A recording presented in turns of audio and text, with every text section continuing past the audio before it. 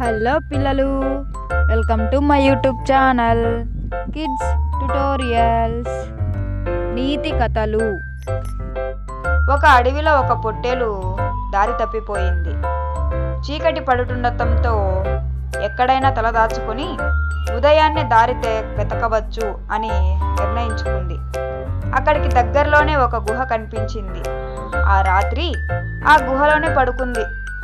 ఉదయాన్నే అడవి నుండి బయటకు వెళ్ళే దారి కోసం ప్రయత్నించింది, కానీ దారి కనిపించలేదు. నిరాశతో ఆ గుహలోకే వెళ్ళి నిద్రపోయింది. మళ్ళీ మరుసటి రోజు ఉదయాన్నే బయలుదేరింది. ఈ విషయం గమనించిన ఒక పులి, పొట్టేలు ఎలాగూ రాత్రి ఇక్కడికే వస్తుంది కదా, అప్పుడే దాన్ని తినేయొచ్చు, అనవసరంగా వేటాడడం ఎందుకు అనుకుని ఆ గుహలోకి వెళ్ళి దాక్కుంది. ఆ రోజు మధ్యాహ్నానికి పొట్టేలు నీరసపడి గుహలోకి వెళ్ళి విశ్రాంతి తీసుకుందామని వెనక్కి వచ్చేసింది. లోపలికి వెళ్ళబోయే ముందు పెద్ద పెద్ద అడుగుజాడలు చూసింది.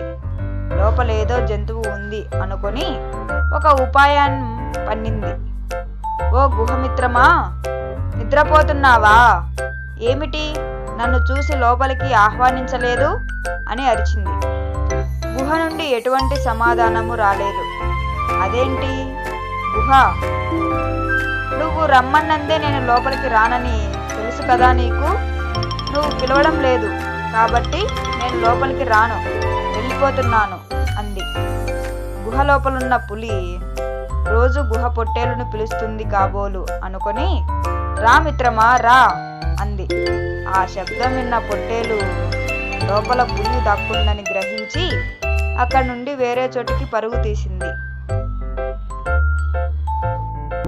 Thanks for watching the video. Like, share and subscribe to my YouTube channel kids tutorials.